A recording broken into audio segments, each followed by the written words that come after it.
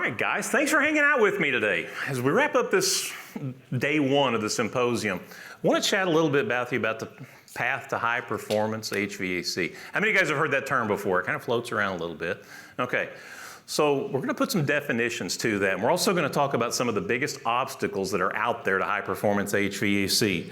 And we're going to break this down to a step-by-step approach. You guys are going to find there's 2 acronyms in here to help you remember this a little bit easier. And so what we've got is, there's a Russian proverb. When translated to English, it says, if you chase 2 rabbits, you'll not catch either one. Well, there's a whole lot of principles around high performance HVAC. If you start trying to do everything at once, it is easy to get lost. We get caught up in something called, and it's basically like wandering out in the woods, and you end up in this fog, and it's a fog of uncertainty. And what happens in this fog is you don't do anything. You freeze. Many of you have probably been to the circus or you've seen some videos of it where there's a lion tamer. And what they will do is they will take a chair and they'll put it in the lion's face. And the reason that they're doing that is they're trying to cause that lion to be confused. It's paralyzed. It's trying to focus on all 4 legs of the stool at the same time, and it can't, so it freezes. We do the same thing if we have a bunch of decisions to make. So what we end up doing is nothing. When it comes to high performance HVAC, there's a lot of principles to it. So what we're going to do is I'm trying to break this down and give you guys a blueprint. And some of you are going to be at different stages in this. Some of you have probably been doing this for a long time. What I would encourage you is if you're new doing this, don't compare your beginning to somebody else's middle. There's some guys that have been doing this a long time. Silas is sitting up in the very front. He's been doing this a long time. He's going to be much farther on his path and in his journey than someone who may be starting this. And they're trying to figure out where to begin. Those of you that have been doing this a little bit, as you're bringing on new people, and you're like, man, where do I start and show them all this stuff? This is a blueprint. Now, you guys may have seen me click ahead to this. Sorry. Cat's out of the bag, or the rabbit, however you want to put it. And that's to put a definition to what high performance HVAC is. If you guys had to define it, and I'll just repeat what you say if I can hear you. If you had to define what high performance HVAC is, what would you call it? BTU delivery. BTUs is a big piece of that. What else? Testing. Testing is a huge part of that. I heard customer satisfaction is another one. What else? Controlled comfort. All these are aspects of it. Efficiency. What's nice is efficiency is a good side effect. It's a result of when you do high performance HVAC correctly. High performance HVAC revolves around a few principles. It revolves around safety, health, comfort, and then efficiency, of course, is one of the results. As we look at that, we can prove that through measurement. Now, what I want to set the stage for, high performance HVAC is getting back to roots of craftsmanship. You guys have probably seen red buttons floating around. Make HVAC great again. Guys, this is the time to do it. We're in a unique point in history of HVAC.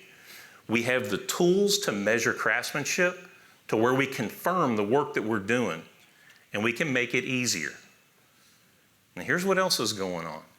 High performance HVAC also challenges the status quo. It addresses where we're at in our industry with just swapping boxes, putting silver bullets on, and claiming all kinds of magical things are going to happen. And it proves it through measurement.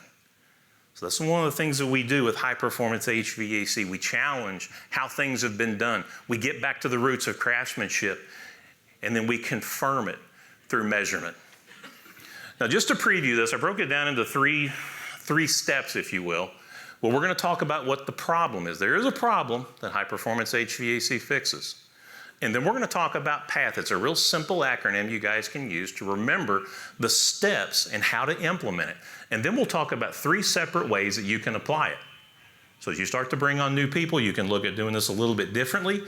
And then we'll talk about the steps. And the steps is also another final acronym.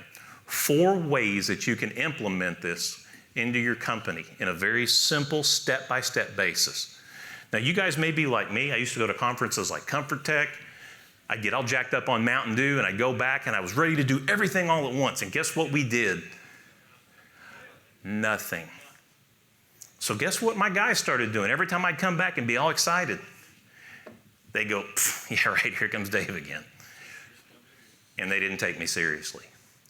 If you go back without a plan, or you don't sit down and you put the time together to strategize this, you will fail.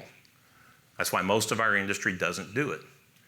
It is hard to do this. So the number one quality, the number one trait that you must have if you're going to do this is you got to care. You got to care about your customers. You got to care about your employees. You got to care about your workmanship, because it's not easy. So I will say right up front, this is not for everyone. But I think for our industry to get to where it needs to be, certain pieces of this need to be adopted. So I'm not here to sell you on high-performance HVAC. The fact that you're in the room tells me you're interested in this. So what I want to do is try to make this a little bit easier. From somebody who started implementing this back in 2000, I will tell you, there's challenges that you run into. So we'll talk about some of those. One of the first challenges that we ran into was our problem. Some of you may have seen this. You may know competitors that run into this. You may actually go out and solve the problems for this. And I think we sum it up in just one way, and that's HVAC is more than the equipment. Our industry got into a really bad habit back in the 70s of calling the HVAC equipment the HVAC system, and it couldn't be further from the truth. And because of that, we took our focus off of everything that affects the true HVAC system. We stopped paying attention to the fundamentals of comfort, and we started focusing on yellow tags on boxes. We started seeing what we could churn them out. We started putting processes and systems around how to move the most boxes and burn our installers out all day, instead of providing a future pathway for them. I mentioned right now is the time to do this. We have a generation that's coming in. They're nicknamed the tool belt generation for a reason. And I will tell you, having 2 kids from that generation, they care about their work. There is a mindset that's ready for this. And if we don't take advantage of this opportunity, we're going to go through and repeat the same history that we have been for the past 3 to 4 decades.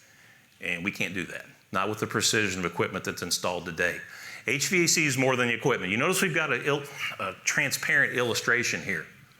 What are the things that stand out that actually make up the HVAC system that you guys notice here?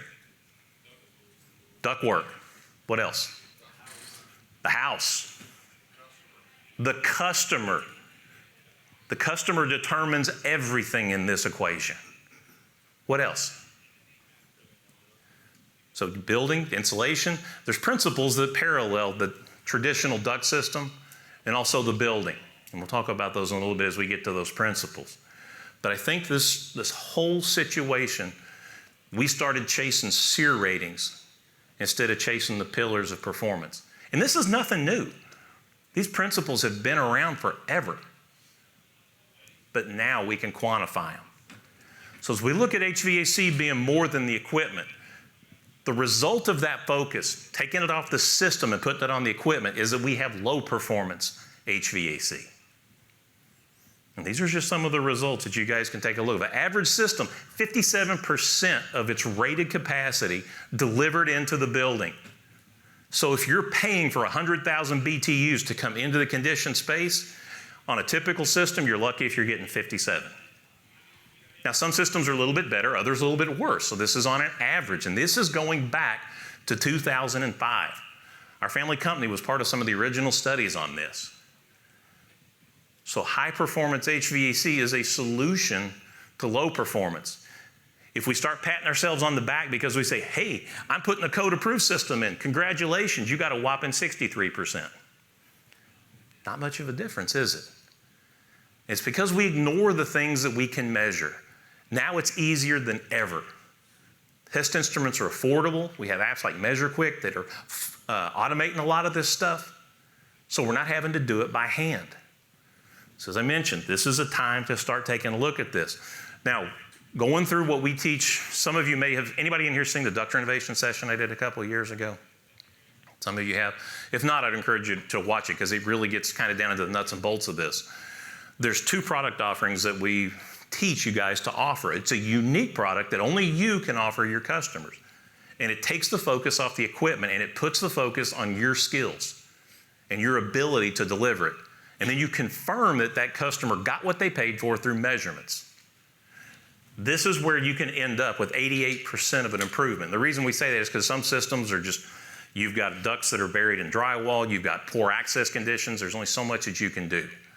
Some locations, a system, and remember I'm talking a system here, so we're talking equipment, which is a component of the system, the ducts, everything else that is field assembled. These are all variables that have to be confirmed.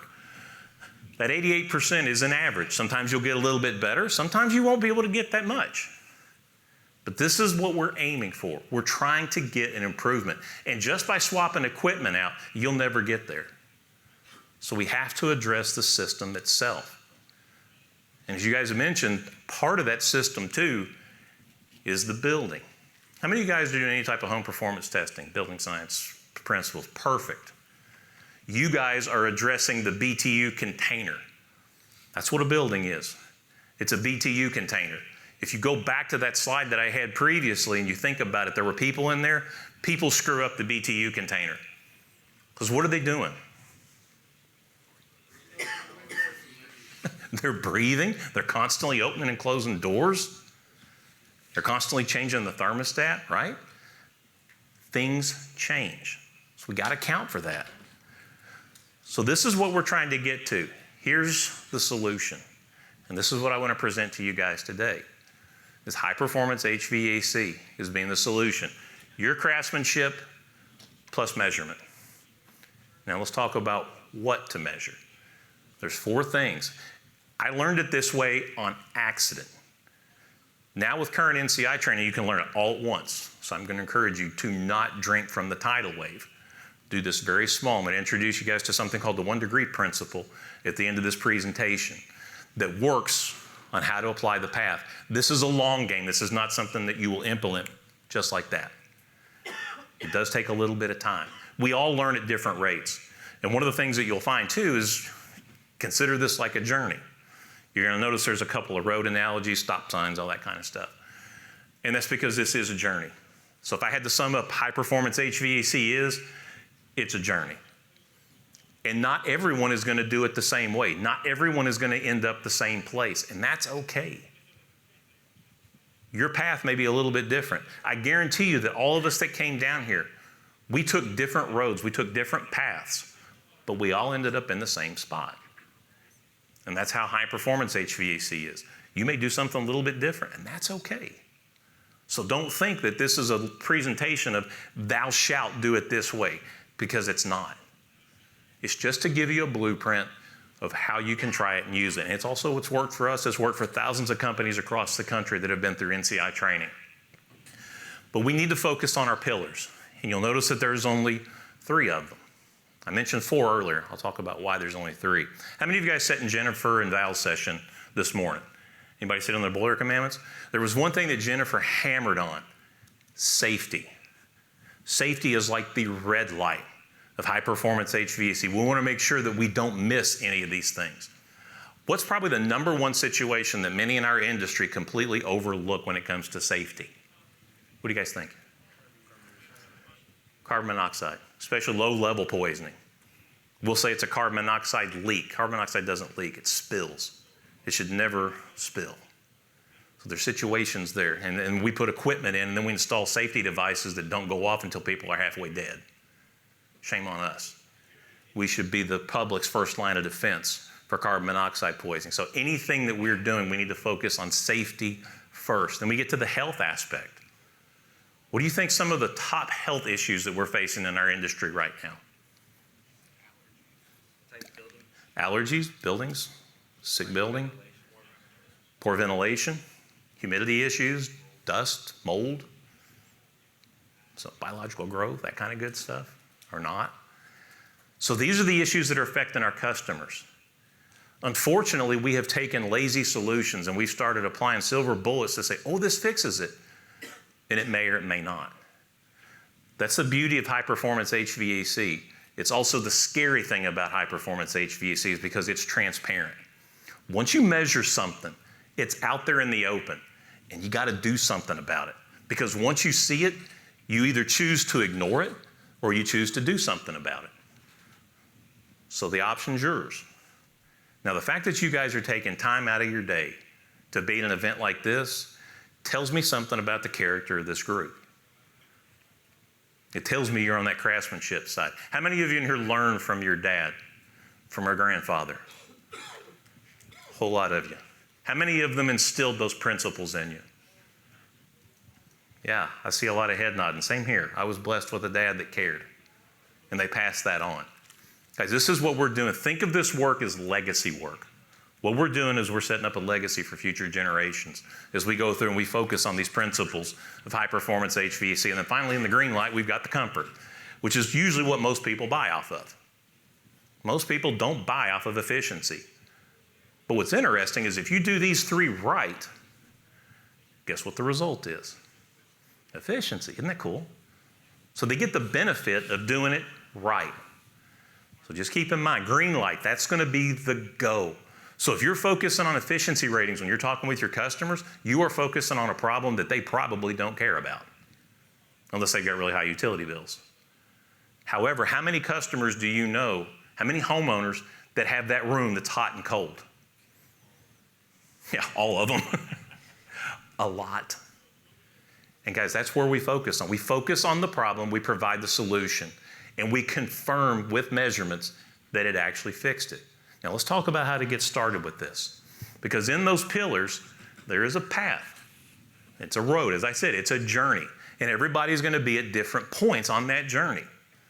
And you're going to see we're going to recommend starting at different places. But where we recommend starting at NCI, and you guys may agree, you may disagree with this, that's cool. We recommend you start with pressure. What type of pressure do you think I'm referring to? Static pressure.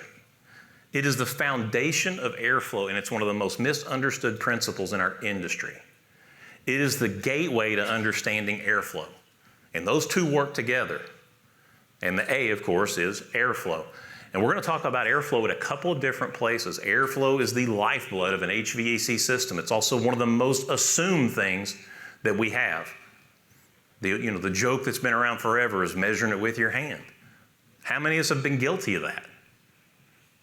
Hand measures velocity. Here's something goofy though. Did you know that mano is Latin for hand? That's like a cruel joke in our industry. So the A is airflow. The T is temperature. Most technicians are measuring temperature at the equipment. We did, but we assumed the pressure. Actually, we didn't even know about the pressure. We assumed the airflow. We started with temperature and heat. That was just, it felt good. That was our measurement of heat, or BTUs. Yeah, it's warm or it's cold. Kind of the be all end all of that. But as we go through these, we're going to look at how these all tie together. Airflow and temperature, that's going to give you BTUs, or heat. Now, don't ever talk to your customers about BTUs. They don't care. But comfort, they understand. So let's get into these a little bit. Our first is going to be pressure. Did I go too far? Nope. Our first is pressure. We've got an air handler. We recommend 4 pressures on how many times should you measure static pressure? Should you measure it on every call or just problem calls, or how should you do it? Every call. Okay, every call? Is that practical? Some companies say no. That's what we're aiming for. Here's what I would like for you guys to consider when it comes to pressure. Anytime you go to a medical physician, if you're going for a yearly physical, there's a couple of tests that they do every single time. They're vital signs.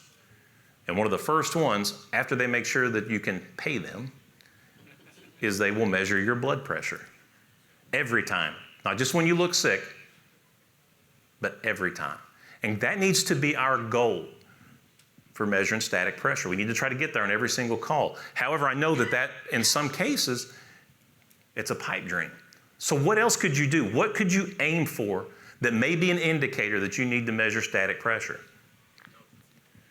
Delta T? Delta T can get, because you're already measuring that. What we're trying to do is work this in with what you already do. Here's something else that we teach. Red flags. What are red flags? If you had to just say, what's a red flag? Space heater. A space heater, okay. It's a warning sign, right? A red flag, if you see a red flag, that's like danger, danger, Will Robinson. You've got problems. So if you see red flag issues, I guarantee you guys can name them. Repeated compressor failure, tracked heat exchangers, furnaces that cycle on limit, variable speed motors that continually go bad. Anything that has a constant repeatable problem, that is a red flag. So if you're going to start anywhere, start small, go granular. Start what the red flag calls. This is where you get guys exposed to it. They get used to it. And then you work towards consistency. If you really want to make it work, build it into your processes of your service, because unless you're measuring that and you're holding people accountable, they're not going to do it. The other thing is, don't overload your technicians. If you're giving them 10 calls to do a day and then you're going, why aren't you doing all this extra stuff? I wonder why. 2 words with any of these testing principles that we're talking about, 2 words that no technician or installer should ever hear these words equate to is more work. That's what my guys heard when we started doing this. They're like, we're going to start doing more stuff. And it wasn't until I helped them understand that this makes their job easier that the light bulb went off. One of our most common things that we used to run into, coil cleanings. Doing a visual inspection on a coil. How long does it take your guys to do, or how long does it take you to do a visual inspection on a coil? 3 seconds? Dude, you're fast. Where's the filter slide? Well, it depends on equipment type, right? We're showing an air handler right here, so that would go pretty quick. Gas furnace, a little bit more detailed. When I told my guys they could take 2 pressure readings, entering and exiting a coil, and tell if the coil was dirty within about 5 seconds, they were like, really? Now they didn't hear more work. What they heard was work easier. I made their lives easy. Measurements should make your life easier. If it doesn't, you're doing it wrong. So 4 test locations, and from that we can get a pressure profile of the system, and we can see where the highest pressures are. That's what we're chasing, is the highest pressures in that system. Gas furnaces are a little bit different. And these illustrations are all showing the equipment actually with the filter at the equipment. Filter grills will be a little bit different, but same principles. You're trying to get 4 pressure measurements, and you're tracking down where is the choke point in the system. How many of you guys are measuring static pressure? Dude, I love it. When I started doing this, a lot of guys, they didn't have a clue. I didn't know what static pressure was. That was a thing that air balancers did. And commercial air balancing is really where high-performance HVAC has its roots. That's where a lot of this came from. Many people don't know that. When Rob Falk, one of the founders of NCI with Dominic Garino, who's sitting on the front row, was challenged by a customer to prove that his systems worked, he was like, I can do it for $2,000. What do you think $2,000 made the difference on? Why would Rob say $2,000? That was what it cost him to buy a manometer, and that's what it cost him to buy a balancing hood. That's how he verified it. And that was really where it started. Commercial air balancing has been around since the 60s, but Rob brought it over to residential. So we see pressures. Start with pressures. We'll talk about where to start here in just a second. Once you see a problem, you can actually take these measurements and you can actually expand it out into the ducts to see where the problems are. The biggest change in pressure, you know you've got a restriction. How many of you here own a TrueFlow grid? Probably one of the best tools invented over the past 5 years. The update is incredible. We have built it into our air upgrade process. We believe in it so much. Because one of the hardest things that you can do is try to measure airflow at the fan. That is the most turbulent location to measure pressure and air. And the guys at TEC have made it simple. They have built the process in. Because then it's not you saying it. It's a report saying it. So you can take pressure readings moving down a duct. Because sometimes we may say, oh man, the ducts are bad, they all got to come out. It may not be the ducts. It could be a bad fitting. It could be loose duct liner or any other kind of duct restriction that you guys find. So this is why we test. Testing makes things visible. We've also got airflow. That's the A. 2 places that we can test. Remember, the difference between equipment and the difference between the system. So the first place that we're going to measure airflow is at the equipment. That's your baseline. I heard that earlier. We're trying to get a baseline. We're trying to see where the system's at. So once you have mastered static pressure diagnostics, if you've got a true flow, it builds it right in. So you're getting pressure and airflow at the same time. It's not a separate skill set that you have to learn. If you don't have the true flow, then you're going to have to learn how to read a manufacturer's fan table. And there's a little bit of a trick to that. There's also some rules about manufacturer fan tables that you need to understand that affect the accuracy of it. One thing you don't want to do is turn static pressure into a silver bullet. There are so many guys who go, well, I got high static, got all kinds of problems. Not necessarily. It has to be kept in context. Just because you have very low static pressure, it doesn't mean that everything's great. Kick the base pan out of the bottom of a furnace and guess what your return static's going to be? Like 0. So low static doesn't always mean that you've got a great duct system. So we start at the blower. We see what our air is doing there. And this is where a lot of people stop on the path to performance. They'll still do temperature at the equipment, BTUs, but a lot of people will stop at measuring airflow at the equipment, and that's okay. However, you can take it one step further, but it is a more significant investment. This is when you start to measure an airflow at the registers and the grills. This tells the story about what's happening at the system level. This tells the story about what the customer is experiencing from an airflow level.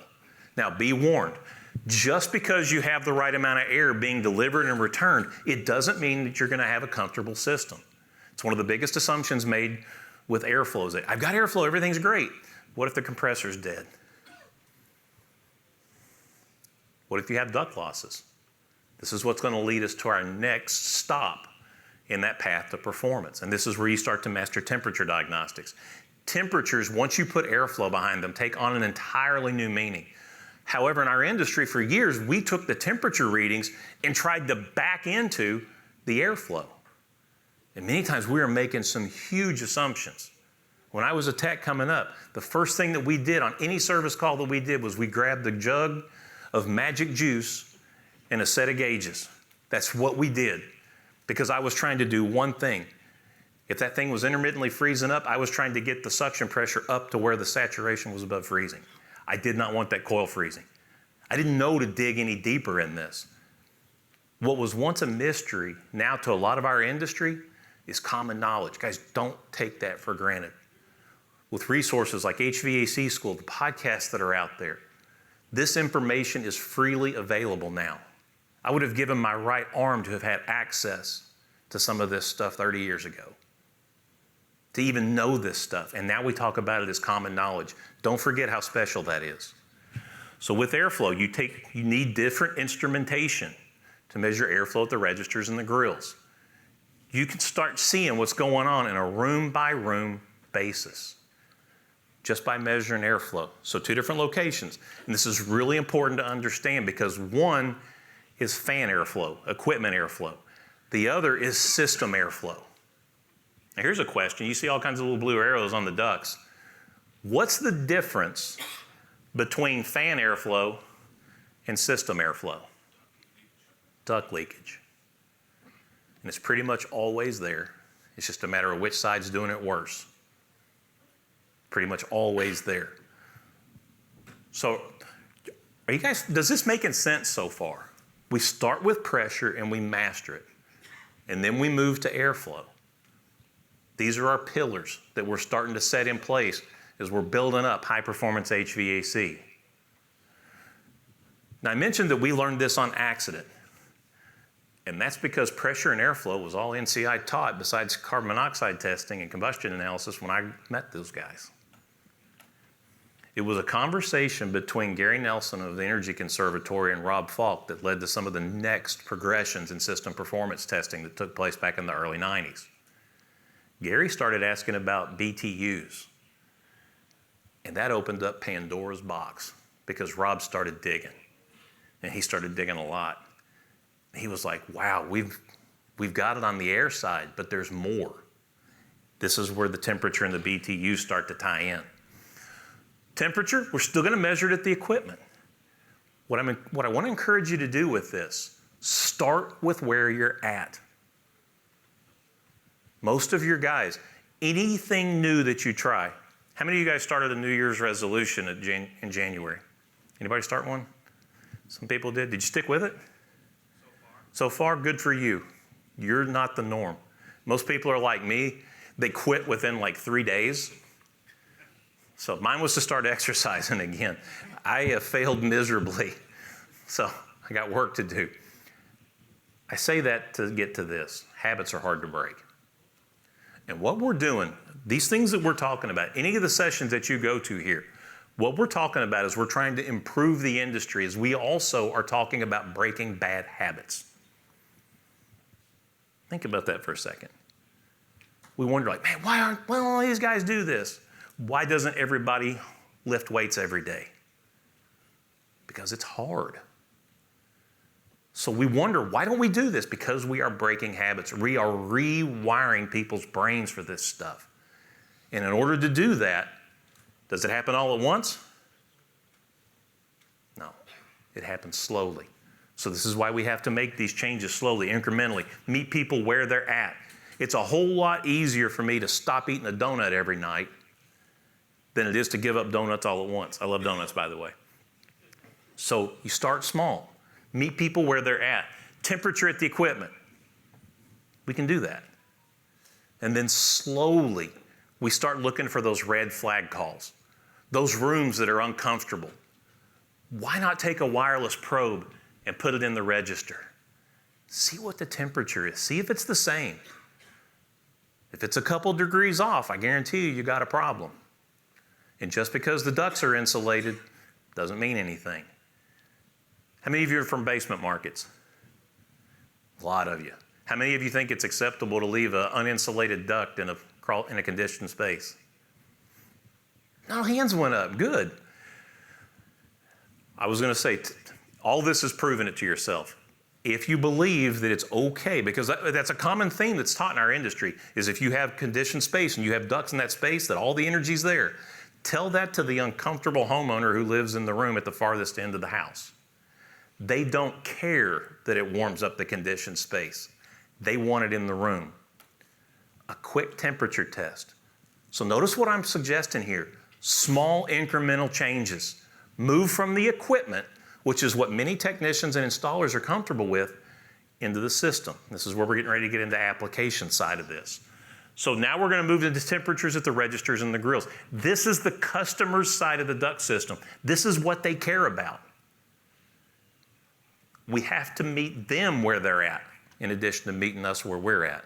And then finally, we get into BTUs. Used to be we had to do all kinds of manual calculations for this. It was very time consuming. Thank God for Jim Bergman automating this stuff with wireless probes. Because you can hook everything up and you can see what the BTU delivery is at the equipment with repeatability. Kind of nice, huh? Instead of calculating. You can calculate it if you want to. I suggest that you learn how the math works that go into it, because it helps you understand what you're looking for. It also, in the troubleshooting side, helps you set targets. We talked about chasing rabbits. If you've ever seen rabbits zigzag, it's a hard target to aim at. But with the systems that we have, the targets are pretty close. They're pretty fixed. So once we know what we're aiming at and what those ranges ought to be, we start looking for the parameters that are the farthest away. This is where we focus. So we're going to focus on the BTUs at the equipment. The easiest way to think of the equipment, think of Amazon.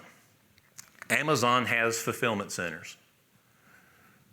The equipment is the BTU fulfillment center. Think about that for a second. That's where the product is generated or produced. In order for Amazon to deliver a package to your home, it has to go on a delivery route. The ducts are the delivery route.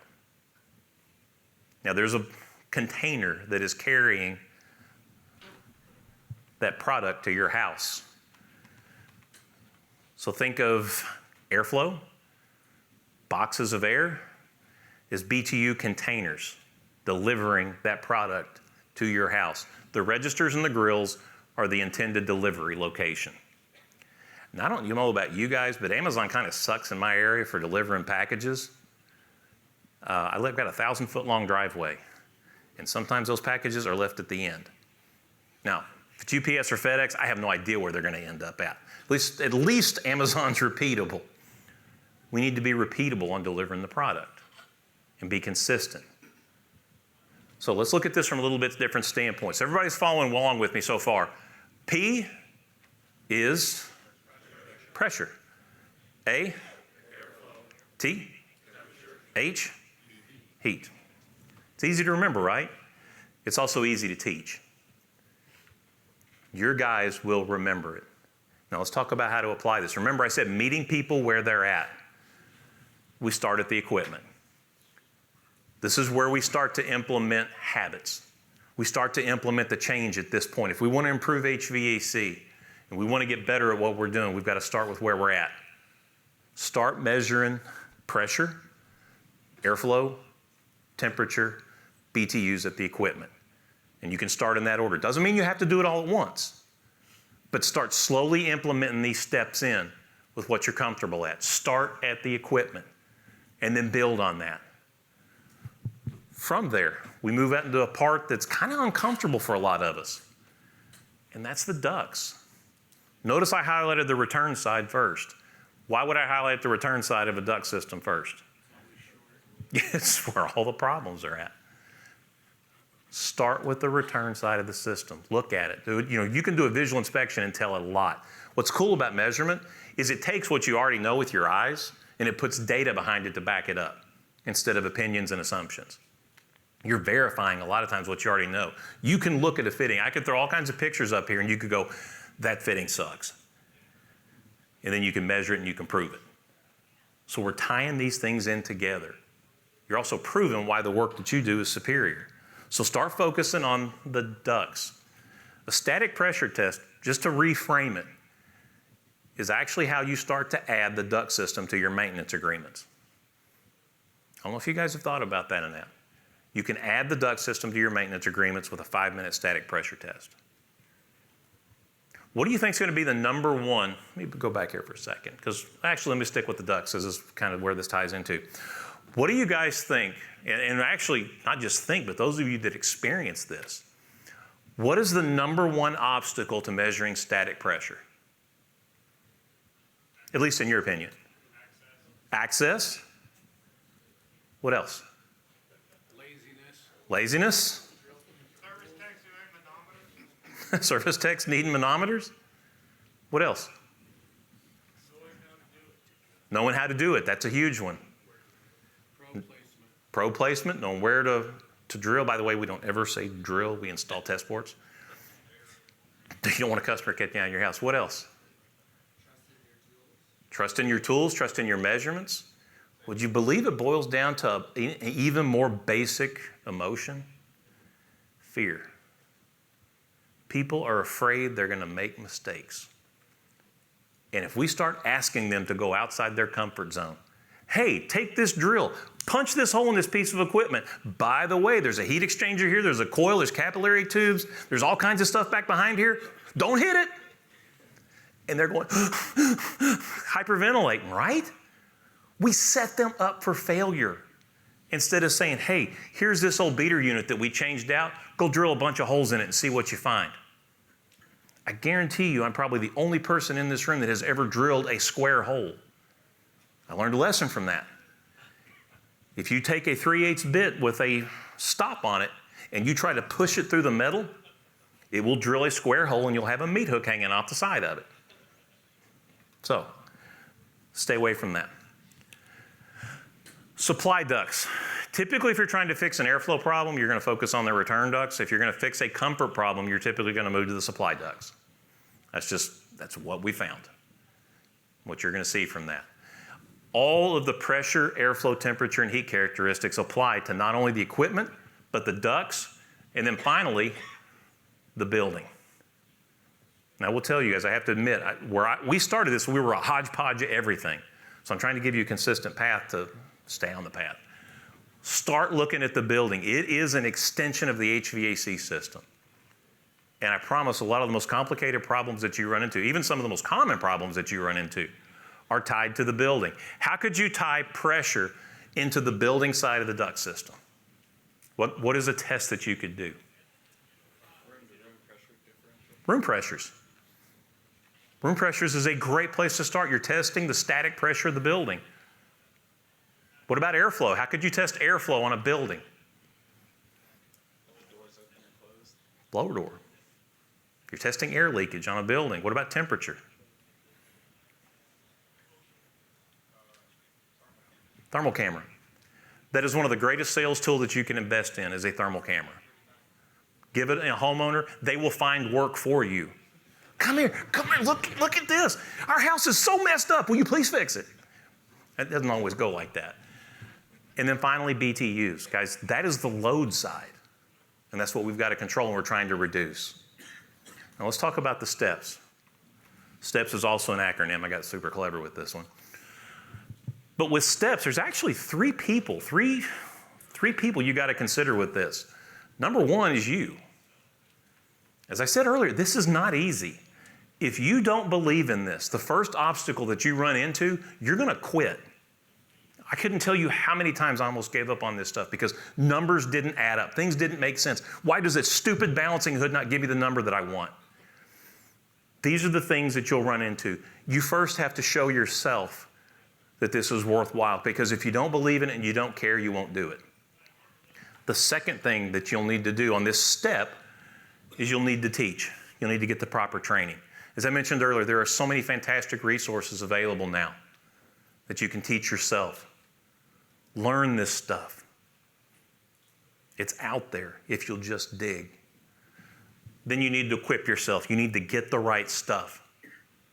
Get the best test instruments that you can afford and start. Start where you're at. And then finally, promote it. Promoting it to yourself, but also to your team.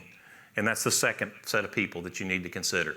If you're a company owner, you need to follow those exact same steps with your people. They need to see that you believe in this and not be like Dave coming back from the conferences all jacked up on Mountain Dew, excited to do something for like a week and then fizzling out. They need to see your commitment to it. Show them how you're committed, and then teach them how to do the things that you've learned, or bring in an organization, put them in a position to succeed and equip them with the right tools to do it. And then what they're going to do, especially if you go out and do some work on their own homes, they have to own their home, by the way. Don't ask me why I know that. And then they will become your best salespeople. They will promote this work to the third set of people that you need to consider, and that's your customers. We whine and gripe a lot in our industry, and I am one of the chief offenders, saying that homeowners only will buy the cheapest price. You know why they do that? Because when they don't understand the words that are coming out of our mouth, they go with what they do understand, and that's price. I would encourage you to fight making this complicated. Make it easy. Make it easily relatable to where an 8-year-old, well, if you can do it where an 8-year-old understands it, you're a stud. But where an 8th grader can understand it. Talk in simple, relatable language. Which leads me to how we apply this. The 1 degree principle. When you look at the conditions of water, when it moves from ice to the boiling temperature, Brian wrote a fantastic article about this about a month ago on latent heat. If you haven't read it, I'd encourage you to. But when you look at latent, one of the terms we commonly use for that is that it's hidden. Within every company, there is a hidden potential to do this, but you got to want to do it. Slowly, 1 degree at a time, you can add the heat. And what happens is you eventually hit a breakthrough point, or with water at atmospheric conditions, 212 degrees. And when that snaps, you get all kinds of energy released, and that's when you take off. Here's the challenge. You don't know when that's going to be. We can measure those conditions with a thermometer. You can't with people in your companies. This is why you have to continue to apply it. And that's why you continue to add 1 degree at a time. Now, to get to 1 degree though, every 1 degree is made up of tenths of a degree. So once you think you've got the step, break it down even more granular. Go to tenths of a degree. What is the smallest step that I can take forward? Set 30-day goals. and then set daily alignments that will get you to those 30-day goals. Sounds small, but small successes built over time are going to get us where we need to go. And as Dr. Phil says, you can't change what you don't acknowledge. Measurements revealed to us that our work looked pretty good, but it didn't work like we thought it did. So there's some hard lessons that you have to ask. And one of the things I said earlier, measurements make your work transparent. So you do have to answer and figure out, are we going to do something about it, or are we just going to continue to do things the way we always have? So we talked about the problem, the path, and then the steps. The slides will be available if you guys have any questions about this. I tried to give you just a simple blueprint. No technical stuff, just a simple framework that you can take back and use to apply it. Start small. If you'll start small and not try to do everything all at once and get caught up in that fog of uncertainty, you'll do something. I think the psychological term for it's uncertainty paralysis. You freeze, you don't do anything. And it's one of the top reasons for indecision. Figure out where you're going to start with this as you go back. So if you guys don't know NCI, we've got a booth. Please come talk to us. Love to chat with you. I want to thank you guys for coming to this session. If you guys have not thanked Brian and his staff for putting this on, this is a huge undertaking. Run down Brian Lalani if you guys have a chance. Thank them for this. They don't have to do this. Let them know you appreciate it. Guys, thank you. Thanks for watching. If you're willing, give this video a thumbs up and drop us a comment. Don't forget to hit that bell icon to stay updated with all of our future videos. And as a quick reminder, HVAC School isn't just a YouTube channel. Dive deeper with us at our main website, hvacrschool.com. Curious for more knowledge on the go? We've got you covered. Tune into the HVAC School podcast, available on all your favorite podcast apps. And while you're at it, join our thriving Facebook group. Also, don't miss out on our free mobile applications available for both iPhone and Android. We're all about community. For techs, by techs.